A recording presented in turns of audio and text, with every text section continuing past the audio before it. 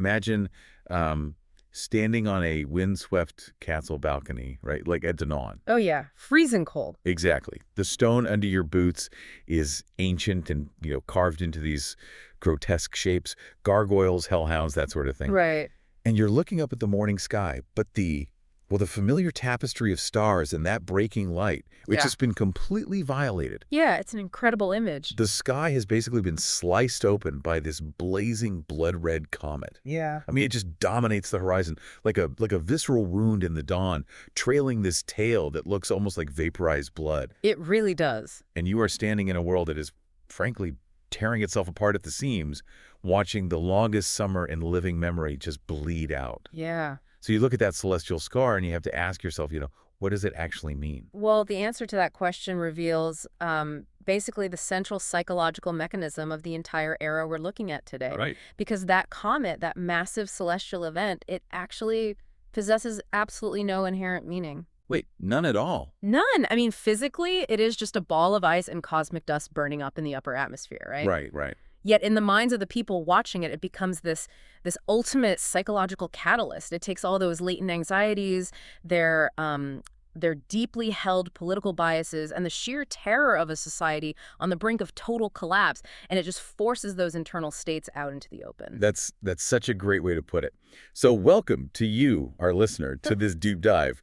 Today, we are undertaking a really extensive microscopic examination of a curated stack of excerpts from the opening movements of A Clash of Kings. It's going to be a big one. Oh, absolutely. We are pulling apart the raw source material from this incredibly complex, fragmented narrative landscape.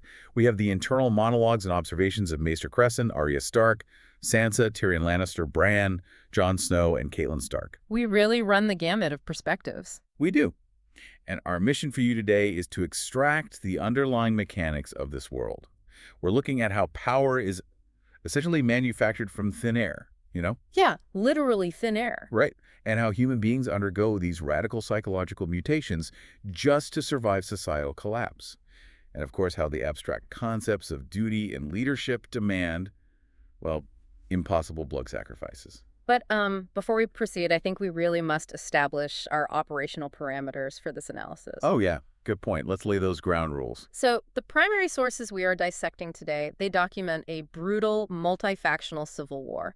We are dealing with competing absolute claims to a throne by the Lannister, Stark, and Baratheon factions. Right, to get super messy. Super messy. And we are analyzing the mechanics of their political architecture and the psychology of their leaders. But, and this is crucial, we are not endorsing any of their claims. Absolutely not. We are impartial forensic observers examining the wreckage of a political system, not participants voting in its elections. We're not taking sides with any king here. Right, we're just here to look at the evidence as it's presented in the text. Yeah. So with our framework set, let's look closer at that bleeding sky. Yes, the comet. Because the way the characters in these texts process that specific visual stimuli, the comet, it maps the entire psychological fracture of their society. It really does. Think about it less like a symbol and more like a chemical catalyst dropped into a supersaturated solution. The world is already brimming with the tension of a dead king and fractured alliances. Yeah, everyone is on edge. Exactly. And the comet hits the sky, and instantly that invisible tension crystallizes into hard, visible paranoia and magical thinking. Everyone sees their own reflection in the fire. Take the perspective we have from Dragonstone, for instance. We are given access to the internal state of Maester Cressen. Oh, man. Cressen. Right. He is an old man steeped in the rigorous empirical training of the Citadel. His entire worldview is constructed on cause and effect, on history and reason. Science and logic. Exactly. He stands on his balcony, staring at the comet, and his internal monologue is just this frantic attempt to reject the supernatural. He tells himself over and over that he does not believe in omens. But he's terrified, isn't he? He is. The dread is purely physiological. He looks at the specific color, this terrible bruised crimson, and his rational mind just collapses. He categorizes it as the color of blood, flame, and murder. And the timing is what really shatters Cressen's empirical worldview. Well, yeah, it couldn't be worse. Because while he's staring at this terrifying anomaly, the White Raven arrives from Old Town, which is, a bird bred for one singular purpose. Yeah. To declare the changing of the seasons. Right. The 10-year summer is officially dead. Yeah. Autumn has arrived. So for Cressen, the collision of the White Raven and the Red Comet isn't just an omen. It's the literal death knell of the rational world he dedicated his life to understanding. He is experiencing the terror of a complete paradigm shift. Now, observe how that exact same visual data is processed in the capital in King's Landing. Oh, this is fascinating. Sansa Stark is viewing the comet from the confinement in the Red Keep. And her escort, Sir Ares Oakhart, informs her that the small folk in the streets are calling it King Joffrey's comet. Right. He peddles the official state propaganda, basically saying the gods themselves have woven a banner of fire to honor the Boy King, and he specifically notes that the crimson matches the Lannister house colors. The audacity of that propaganda is just staggering to me. I mean, they are attempting to colonize a cosmic event. They really are. But what I find so brilliant here is Sansa's silent internal pushback. I mean, she's a captive, right? Surrounded by the men who literally butchered her household. But her critical thinking remains incredibly sharp. It's survival instinct. Yeah. She notes that the servants whisper a totally different name for it. They call it the Dragon's Tail. And she applies basic heraldic logic to Oakhart's claim. Right, which is brilliant. Because Joffrey claims the Iron Throne as a Baratheon. His royal sigil is the black stag on a golden field. So she thinks, if the gods were truly endorsing his reign, why wouldn't they send a golden comet? Exactly. She is detecting the friction between the state narrative and objective reality. She recognizes that the Lannisters are retroactively shaping the meaning of the comet to legitimize a highly unstable regime. Yeah. The comet doesn't validate Joffrey. Rather, the Lannisters' desperation to claim the comet reveals their deep insecurity about his actual right to rule. That makes perfect sense. And then, you move out to the absolute misery of the King's Road, and the comet takes on a completely different psychological weight. Oh, the King's Road is grim. So grim. Yeah. Arya Stark is disguised as an orphan boy, right? Marching north through this war-torn landscape, and the blacksmith's apprentice, Gendry, the bull, he looks up and calls the comet the Red Sword. Right, he sees it through the lens of his own trade. Exactly, a blade glowing hot from the forge.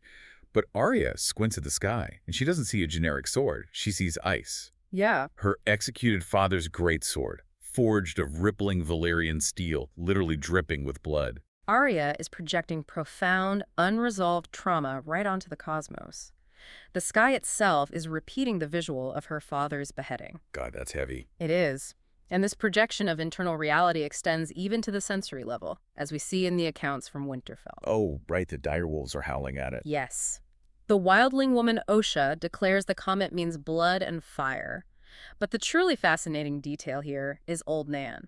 She is depicted as nearly blind. She lacks the physical capacity to even see the optical phenomenon. Wow. Yet she insists to the children that she can smell dragons. That detail is chilling to me. I mean, the psychological contagion of the comet is so potent, it crosses sensory boundaries. It creates olfactory hallucinations. It's powerful stuff. But I actually have to challenge the premise here. Oh. Yeah, that this is purely psychological projection. Okay, I'm listening. Think about it for a second. We are looking at a world where a 10-year super cyclical season has just broken. We are looking at a society that is documenting a massive spike in localized magical phenomena, which, we'll discuss later with Melisandre. True. Are we too quick to dismiss the comet as just a Rorschach test? Like, what if, in a universe governed by erratic magical seasons, the comet is a literal mechanical trigger for the reawakening of supernatural forces? Oh, wow. What if Old Nan actually can smell the atmospheric shift? Well, you are identifying the core epistemological crisis of the narrative right there. Right. The characters themselves cannot distinguish between psychological projection and returning magic, and that ambiguity is the entire point. Ah, I see. When a society loses its shared baseline of truth, when the maesters can no longer explain the world, and the sky turns blood-red objective reality fractures, people retreat into tribal narratives. Because it's safer. Exactly. If truth is entirely subjective, if the sky means whatever you need it to mean, then reality becomes something that can be sculpted. I love that. If reality is a sculpture, then power belongs to the person with the strongest chisel. That's a great analogy. Right. If you can convince people that your interpretation of the comet is the correct one, you can convince them of anything.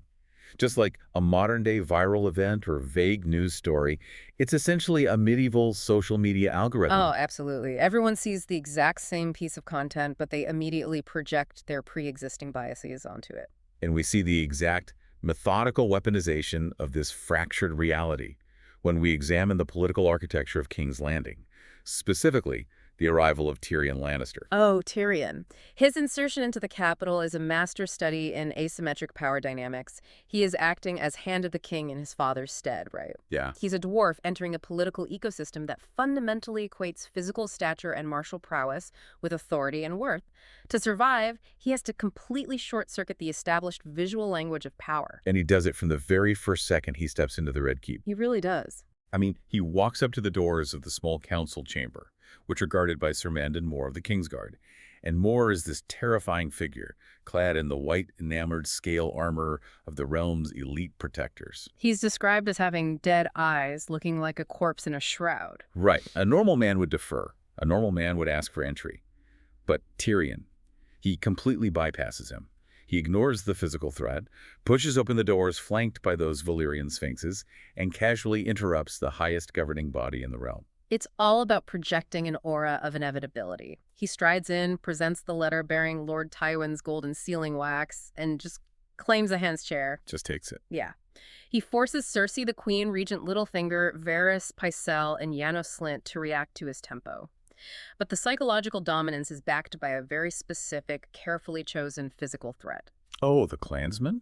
Yes. Tyrion does not bring Lannister guardsmen in polished armor. He brings a private vanguard of mountain clansmen. Timett, son of Timett, Chilla, daughter of Cheek. I mean, these are unpolished, brutal, tribal warriors. They wear the ears of their enemies and literally burn out their own eyes to prove their fearlessness. They're terrifying. Bringing them into the pristine halls of the Red Keep is a psychological masterstroke. Tyrion himself cannot physically intimidate anyone. Right. Physically, he's vulnerable. But by commanding men who are essentially human feral beasts, men who do not respect the institutional rules of the Kingsguard or the social contract of the court, Tyrion introduces this terrifying unpredictability into the room. He holds the leash to a bomb. That's exactly it. The clansmen represent raw, barbaric violence. It's entirely outside the refined institutional violence of the state. It is a brilliant mechanism of intimidation, and he uses that leverage immediately to isolate his sister, Cersei. The subsequent private dialogue between them is a forensic deconstruction of Cersei's political incompetence. He systematically dismantles her illusion of control. It's incredible. It's hard to watch, almost. He points to the execution of Eddard Stark. And Cersei attempts to defend herself, admitting that the execution was never her plan. She intended to force Stark to take the Black, to neutralize him politically while keeping him alive to ensure peace with the North. Which was the smart move. Right. But she admits that Joffrey went completely rogue on the steps of the Septa Baelor, bypassing her authority, bypassing the High Septon, and just playing to the bloodlust of the mob. And notice the mechanism of Cersei's failure there. She believed she held power because she was the Queen Regent. She failed to understand that by giving a sadistic adolescent absolute authority over life and death, she had surrendered the actual levers of control. Wow. Yeah. Tyrion forces her to confront this. He then dissects the arming of the City Watch under Janos Slynt, forcing her to realize that Littlefinger, not the Crown, actually controls the gold cloaks. Just blow after blow. He even tears apart the dismissal of Sir Barristan the Bold. Ah. Cersei thought she was simply clearing out an old man to make room for her own loyalist on the Kingsguard. A catastrophic strategic blunder. Tyrion highlights exactly that. She took a living legend, a man whose sheer presence lends legitimacy to any ruler he stands beside, and fired him. She practically gift-wrapped a massive chunk of institutional credibility and sent it out into the world for a rival king to claim. And throughout this exchange, Tyrion is exposing the difference between holding a title and wielding actual power. Right. Cersei has the title, but she has completely lost the narrative. The climax of this deconstruction is the revelation regarding King Robert's death. Oh, this is the craziest part. Tyrion applies pressure, and the truth just spills out. It wasn't a tragic hunting accident. No. Cersei admits that she instructed her cousin, Lancel, who was the king's squire, to supply Robert with fortified strong wine. A vintage 3 times as potent as standard wine. It is the pinnacle of passive-aggressive assassination. They didn't stab him. They didn't use a dramatic poison. They simply handed an addict an endless supply of high-octane alcohol, pointed him at a notoriously dangerous beast, and let his own legendary recklessness execute the murder. They weaponized Robert's own nature against him. Which perfectly illustrates how power in this court actually operates. It is indirect. It relies on manipulation, unseen pressures, and psychological vulnerabilities. Right. And this brings us to the theoretical core of our entire analysis today, the concept articulated by Varys, the Master of Whisperers, when he poses a riddle to Tyrion. Oh, I love this part. It is the Rosetta Stone for understanding this entire world. It really is. So Varys sets the scene. A king, a priest, and a rich man share a room. Between them stands a common sellsword. Just a normal guy with a sword. Exactly. Yeah. He's lowborn, he possesses no grand intellect, but he holds a sharpened blade. Each of the three great men commands the sellsword to kill the other two. The king commands in the name of lawful rule. The priest commands in the name of divine will. And the rich man commands with the promise of endless gold. Right. Varys asks the fundamental question, who lives and who dies? And the answer illuminates the grand illusion of human hierarchy. The sellsword has the literal power of life and death. He holds the steel, he can slaughter all three men in seconds, yet he is the one taking orders. But why? Because, as Varys explains, power resides only where men believe it resides. It is a trick, a shadow on the wall. The shadow. The king, the priest, and the rich man are completely defenseless. They cast shadows by manipulating human belief in the social contract, belief in the divine, belief in commerce. So if the sellsword suddenly stops believing in the sanctity of the crown or the fear of the gods or the value of gold, those three great men are just three fragile bags of meat waiting to be butchered. Exactly. Power is nothing but a collective hallucination. It requires the active, continuous participation of the governed. And Tyrion understands this perfectly. He manipulates the shadows. Yes. He makes people believe the Lannister gold is infinite. He makes them believe his intellect is always 3 steps ahead. And he makes them believe his clansmen will butcher them in their sleep. He understands that the shadow he casts is vastly larger than his physical form. But I actually need to heavily push back on this theory. Okay, let's hear it. Varys's riddle is elegant, sure. But does it actually hold up to the physical reality we see documented in these texts? What do you mean? Well, if power is just a shadow, a trick of the light, why does brute force so consistently dictate the outcome of these conflicts? Like, look at the account of Joffrey's name-day tourney through Sansa's eyes. Okay. Joffrey sits on the throne. He commands men to fight to the death for his amusement. And when the drunken knight Sir Dantos rides into the lists half-naked and makes a total fool of himself, Joffrey doesn't use a psychological trick. He doesn't cast a shadow. No, he doesn't. He gives a literal order to the men with swords. Drown him in a cask of wine. And the guards immediately move to execute the order. The swords obey the crown without hesitation. Doesn't that prove the shadow theory wrong? Ultimately, the state has a monopoly on violence, and that violence is very real. That's a strong point, but I think you are confusing the exertion of force with the foundation of power. Okay, unpack that for me. Joffrey possesses literal swords, yes. But observe the extreme fragility of his position. He has to constantly resort to the application of lethal force because he has completely failed to cast a compelling shadow. Ah, he inspires no loyalty. None. No religious awe, no genuine respect. He rules entirely through terror. A regime that relies solely on the constant physical application of the sword is highly unstable. It exhausts its resources and breeds inevitable rebellion. Right, people just get tired of being terrified. But more importantly, look closely at how the Dantos situation is actually resolved. Joffrey's literal power is circumvented. By Sansa. Precisely. Sansa intervenes. But she cannot use physical force against the Kingsguard. She's a teenage girl. Instead, she uses a shadow. Wow, yeah. She weaponizes the psychological vulnerability of the tyrant. She manipulates Joffrey's vanity and his deep-seated superstition. She tells him that shedding blood on his name day will bring down a curse, that it is terrible luck. She gives him a narrative off-ramp. And then Sandor Clegane, the Hound, chimes in with that grim piece of folk wisdom, right? About what a man sows on his name day, he reaps all year. Right. They build a sudden, improvised psychological wall in front of Joffrey. And then Sansa offers the alternative. Strip Dantos of his knighthood and make him a fool. Dress him in motley. She transforms a brutal, destabilizing public execution into a cruel joke that feeds Joffrey's ego without shedding blood. And look what happened. The guards with the swords were fully prepared to kill. But the shadow, the superstition, the clever manipulation of the king's vanity, it redirected the swords. The shadow controlled the blade. Man, that is an incredible display of asymmetrical warfare by a teenage captive. She essentially hacked the operating system of the absolute monarch. She really did. But what happens when the men claiming the ultimate title, the rival kings tearing the continent apart, are completely blind to the fact that their power is an illusion? What happens when a king genuinely believes he is the shadow? Well, that takes us out of the capital and forces us to examine the two primary challengers documented in these files, Stannis Baratheon and Robb Stark. Let's get into it. The contrast between Stannis and Robb provides a masterclass in the diverging theories of political legitimacy. They are fighting the same war, but their internal mechanisms for justifying their authority are diametrically opposed. Okay, let's analyze Stannis first.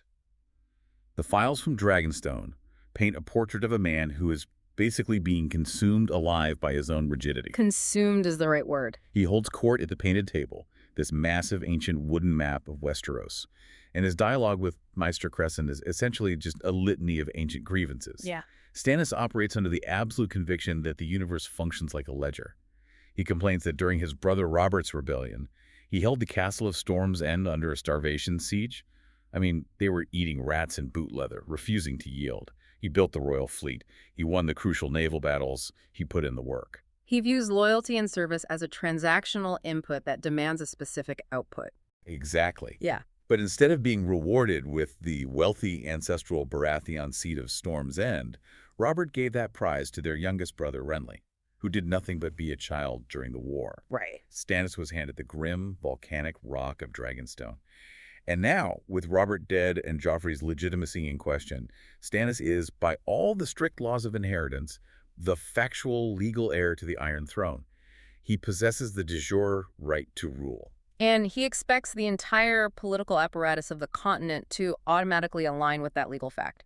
He expects the lords to flock to his banner simply because a piece of parchment says they should. It's like he treats the social contract as an inflexible physical law, like gravity. Exactly.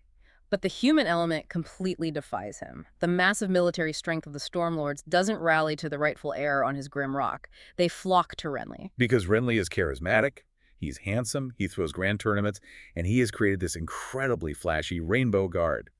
Renly understands that power is a performance. Stannis refuses to perform. There is a quote from the armorer Donal Noye, documented in the Castle Black files, that perfectly diagnoses the Baratheon brothers. Noye describes Stannis as pure iron. He is black, hard, and incredibly strong, but he is utterly brittle. Iron doesn't bend. No, it simply snaps. Stannis' tragedy is his inability to comprehend that legal right is meaningless without the psychological buy-in of the governed. Right. He refuses to ally with Robb Stark, viewing the Northern Independence movement not as a strategic reality to be negotiated, but as a theft of his legal property. He demands absolute submission to a law that no one else is enforcing. He genuinely believes the shadow is real, and he is furious that the sellswords aren't obeying it. Yeah, he's like that highly qualified, hyper-competent senior employee who gets passed over for a promotion, right? Yes, perfect analogy. Yeah. And Renly is the charismatic, well-dressed new hire who takes the boss to lunch and gets the job. And Stannis is right, legally, but in the real world, being right doesn't get you the throne. It really doesn't. So pivot sharply to the Riverlands, and let's look at Robb Stark. Robb is 15 years old, yet he sits at Riverrun wearing the ancient heavy bronze and iron crown of the Kings of Winter. And unlike Stannis, Robb's authority wasn't extracted from a dusty law book. It erupted organically. Robb possesses de facto power. He didn't ask for the crown. His bannermen, driven by the trauma of his father's execution and the thrill of his military victories, spontaneously thrust it upon him. Yeah. The Great Kashan roaring, "The King in the North," is a manifestation of raw, emotional tribal loyalty. Robb has exactly what Stannis lacks, the passionate, unforced belief of his followers. But the files reveal the suffocating trap of that organic loyalty. We see Robb through the eyes of his mother, Catelyn. She watches him dictate peace terms to a captive Lannister cousin, Sir Cleos Frey. Right. Robb projects absolute dominance. He demands total northern independence. He demands the return of his sisters. He demands his father's bones. And he has his massive direwolf, Grey Wind, prowling the hall, physically terrifying the captive. The performance is flawless. Flawless on the outside. Yet Catelyn notes the immense psychological toll of the performance. Robb is constantly pushing the heavy crown around on his head. It physically hurts him to wear it. He insists to his mother, almost pleading, that he is almost a man grown. The most revealing moment is the negotiation over the Kingslayer, Jaime Lannister. Jaime is the North's most valuable hostage. Catelyn, operating as a mother, suggests trading Jaime for her captive daughters, Sansa and Arya. Which is a logical human exchange. Exactly. But Robb refuses. And the mechanism of his refusal is crucial. He doesn't refuse because he lacks love for his sisters. He refuses because the lords who gave him the crown, the Karstarks, the Umbers, lost their own sons to Jaime Lannister's sword in the Whispering Wood. They demand blood, not a hostage exchange. Exactly. Robb realizes that the mob that crowned him also holds his leash. He is the king of the North, but he is entirely beholden to the collective grievance of his military coalition. Right. If he shows weakness, if he acts like a frightened 15-year-old boy who just wants his sisters back, the collective hallucination of his power shatters. The lords will stop believing in the king in the North, and his power will evaporate instantly. He is a prisoner of the very shadow he is casting. He really is. While these kings are fighting over who gets to wear the crown, the true cost of these wars is paid by the men bound by oaths to serve them. This leads us to the tragic burdens of duty. Yeah, the kings are playing a high-stakes, abstract game of legitimacy and public relations. But the architecture they are building their kingdoms upon isn't made of stone. It's made of human beings. It's made of the men who have sworn oaths to uphold these systems. Exactly. The friction between the grand political narratives of the rulers and the brutal, boots-on-the-ground reality of the servants creates the most devastating tragedies in these texts. We have to analyze the mechanism of vows, duty, and sacrifice. A vow, in this context, is an attempt to impose permanent order on a chaotic world. It is an individual surrendering their autonomy to an institution. And we see the catastrophic failure of this mechanism through the final days of Maester Cressen, and we see its ultimate silent triumph through the history of Maester Aemon at the Wall. Let's start with Cressen. The tragedy there is profound. He has sworn the vows of the Citadel to heal, to counsel, to serve the realm through empirical reason. Right. But his tragedy is that he allowed a human emotion, paternal love, to infect his institutional duty. He views Stannis not just as a liege lord, but as the grim, unloved son he never had. And he watches in horror as Stannis abandons reason and falls under the sway of Melisandre. The Red Priestess from Ashe. Yes, Melisandre represents an existential threat to everything Cressen's vows stand for. She brings a radical, monotheistic religion, the Lord of Light. Right, she operates on zealotry, prophecy, and terrifyingly actual supernatural mechanics. She's dismantling the rational order Cressen spent his life building around Stannis. So the man who swore an oath to heal makes a conscious, agonizing decision to become an assassin. He believes he must damn his own soul to save Stannis' secular mind. It's a huge leap for him. Massive. We get a forensic breakdown of his preparation. He goes to his apothecary and selects the Strangler. It is a poison synthesized from a rare plant found in the Jade Sea. It's crystallized, designed to be dissolved in wine. And the text explicitly notes the grim irony here. Yes, the anatomical knowledge required to heal a human throat is the exact same knowledge required to forcefully close it. He attends the feast to execute the murder, but the psychological torture he endures before the attempt is excruciating. Stannis, the man Cressen is sacrificing his soul for, publicly humiliates him. It's so hard to read. It is. Stannis mocks the maester's frailty and actually allows the terrifying court fool, Patchface, to place an antlered bucket on Cressen's head, essentially crowning him a fool. It's a total degradation of the intellect. Yet Cressen proceeds anyway. He drops the crystallized strangler into a cup of wine and proposes a toast of shared peace to Melisandre. And here, the empirical world shatters completely. It really does. Melisandre seems to possess precognition. She looks at him, warns him, tells him he does not need to do this, but he insists. So she takes the poison cup and drinks deep. A lethal dose. A massive dose. Yeah. And nothing happens. Nothing. Her ruby choker pulses with this unnatural light, but her throat does not close. She stands there, entirely unaffected by the pinnacle of the Citadel's biochemical science. She hands the cup back. And Cressen, trapped by his own failed gambit, drinks the remainder. The physical description of his death is harrowing. The poison takes effect instantly. His windpipe contracts. He collapses to the floor, suffocating, his vision going black. Awful. And the final sensory input he experiences is the jingling of the fool's cowbells on the bucket he is wearing. Yeah. He dies, mocked, unacknowledged, having failed to save a man who didn't want to be saved, and having realized in his final seconds that the rules of science have been overridden by a terrifying new magic. Wow. I have to ask, what is the utility of a vow in a world where the fundamental laws of physics are breaking down? That's the real question. Like, Cressen's death feels less like a heroic sacrifice and more like a horrific indictment of clinging to obsolete rules. He brings a chemical compound to a magical gunfight.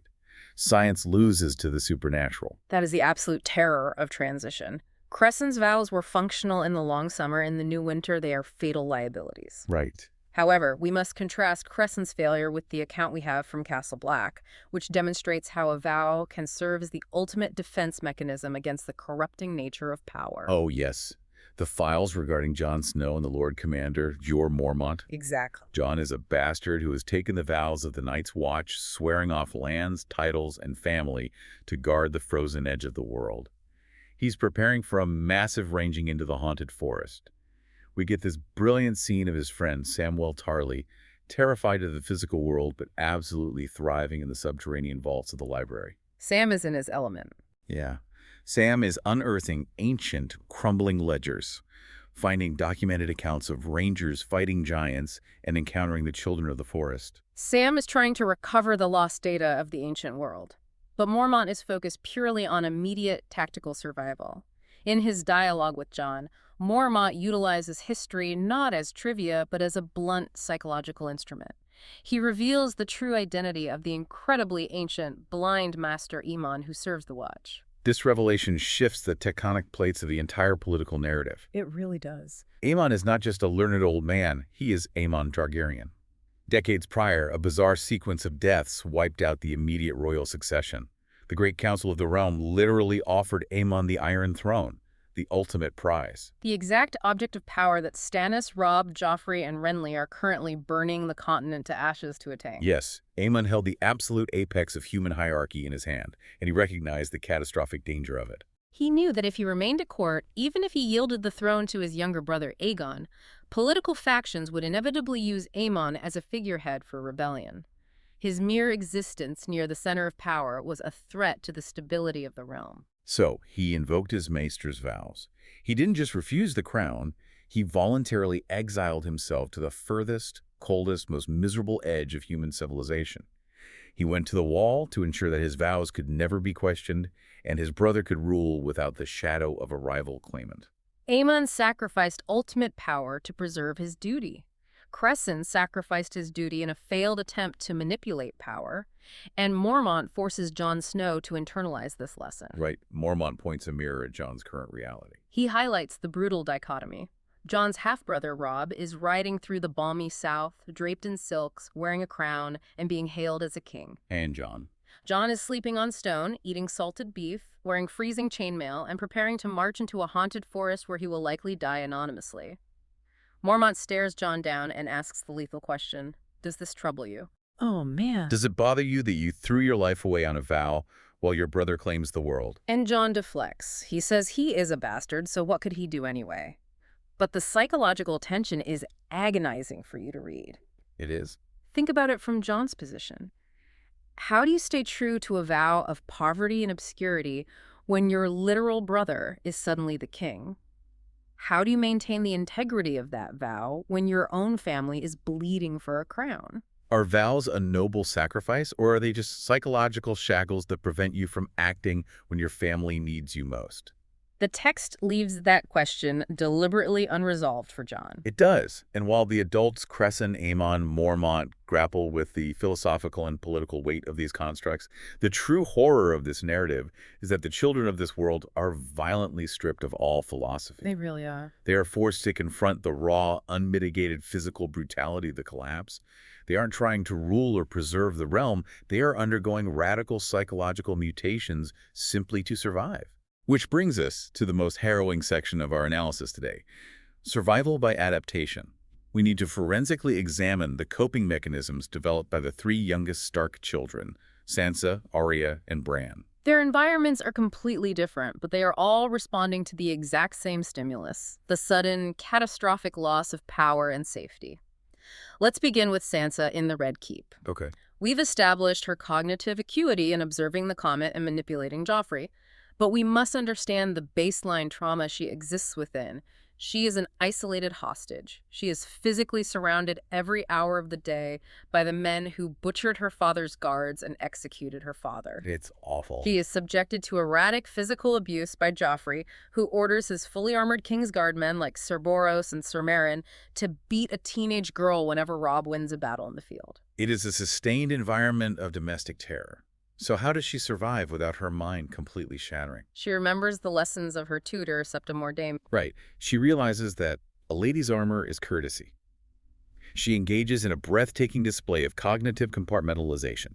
She builds an impenetrable, flawlessly polite external persona. She parrots the state propaganda perfectly. Perfectly. She publicly declares her father a traitor. She professes her undying loyalty and love for Joffrey, the boy who torments her. She survives by becoming a mirror that reflects exactly what her captors want to see. She internalizes her horror, burying her true self so deep that the Lannisters cannot reach it. It is a highly evolved form of psychological camouflage. Now, contrast that internalization with the hyper-externalized adaptation of her younger sister, Arya. Right, night and day. Arya's environment is the King's Road, which is this miles-long artery of mud, refugees, and raw violence. She has chopped off her hair and erased her identity, adopting the persona of an orphan boy named Ari. She is witnessing the systemic collapse of civilization firsthand. The files describe them passing freshly dug graves by the roadside, encountering starving, displaced peasants, and being accosted by a madwoman. Arya realizes instantly that Sansa's armor of courtesy would be fatal on the King's Road. Politeness in the mud is an invitation to be victimized. So Arya adapts by evolving fangs and claws. Exactly. When she is targeted by the older, bullying orphans in the group, Lamy and Hot Pie, she doesn't negotiate. She doesn't plead. She physically escalates. The scene where Hot Pie attempts to steal her sword is brutal. She doesn't just defend herself. She unleashes her trauma upon him. She beats him mercilessly with a wooden practice sword until his nose is broken, he is covered in blood, and he is screaming in the dirt. She establishes an absolute perimeter of violence around herself. She learns that if you hit harder and more ruthlessly than your attacker, they will leave you alone. And we see this mechanism tested against adult violence during the standoff at the inn. A detachment of gold cloaks from the capital arrives with a royal warrant demanding the surrender of Gendry. Red Yoren, the recruiter for the Night's Watch, refuses. What follows is a microcosm of societal breakdown. Yoren's ragged band of thieves, rapists, and orphan recruits form a shield wall with pitchforks and stones against the armored authority of the state. It is a startling moment of tribal loyalty among the discarded. But the most psychologically intense moment for Arya during this chaos isn't the gold cloaks. It's her interaction with the three absolute anomalies Yoren has chained in the wagon, the criminals taken from the Black Cells. Rorge, Biter, and Jekon Hgar. Right. Rorge, a man without a nose who communicates in pure malice. Biter, a massive feral creature who has filed his teeth into literal points and hisses like a beast. And Jekon Hgar, who speaks in smooth, chilling riddles. Arya stands before the wagon, looking at pure, unadulterated, psychopathic menace. The adult world has stripped away all its polite fictions, and she is staring at the raw, monstrous core of human violence. And she does not blink. She stands her ground. She is integrating the violence into her own operating system. Finally, we must examine the adaptation of Bran Stark at Winterfell. His situation is unique because his trauma is profoundly physical. He is paralyzed from the waist down. Exactly. He cannot utilize Sansa's physical camouflage or Arya's physical violence. He is trapped in a broken body, forced to watch as two young wards of the Frey family, Big Walder and Little Walder, systematically usurp his authority within his own home. The imagery of the Walders playing Lord of the Crossing is so disturbing to me. It's a game played on a log over the pools in the Godswood. It's a game explicitly built on oaths, deception, and physical violence, ending with children being knocked into the freezing water. And Bran is the rightful prince of Winterfell, but he is helpless in his chair, marginalized while outsiders physically dominate his space. Because Bran's physical reality is a prison, his evolutionary adaptation is entirely metaphysical. He develops a psychic escape pod. The wolf dreams. Yes, when his waking reality becomes unbearable, his consciousness detaches and merges with his direwolf Summer. He doesn't just dream of the wolf. He experiences the world through the wolf's sensory apparatus. He tastes the raw iron of fresh blood. He feels the cold earth padding under his paws. He experiences the primal, uncomplicated hierarchy of the pack. He trades the complex, agonizing paralysis of human politics for the pure, kinetic freedom of the beast. It's an astonishing synthesis of their traumas. It really is. Think of the Stark children as undergoing extreme evolutionary adaptations to survive a sudden, brutal climate change. The 10-year summer of safety is gone. The environment is now lethal. Sansa evolves camouflage. She blends into the Lannister background by being polite and quiet. Arya evolves fangs and claws. She fights back in the mud. And Bran evolves a psychic escape pod. If his body is broken, he'll just leave it behind and become a wolf. And underlying all of these adaptations is the terrifying realization that the children are simply mirroring the pathology of the adults. The games. Exactly. The Walders playing Lord of the Crossing, a game of fake oaths and physical betrayal, is a direct miniature reflection of the adults playing the Game of Thrones. Joffrey's name day tourney is just a deadlier version of the children knocking each other into the water. The rot has permeated every layer of the society. Wow. We have covered immense ground in this analysis. We really have. We've watched a red comet slice open the sky and act as a catalyst, fracturing the shared reality of an entire continent. We have dissected the political architecture of the capital, watching Tyrion Lannister manipulate the shadows of power and dismantle the illusion of control. We have analyzed the divergent theories of legitimacy Stannis Baratheon's rigid adherence to a broken legal contract versus Robb Stark's entrapment within the organic loyalty of a mob.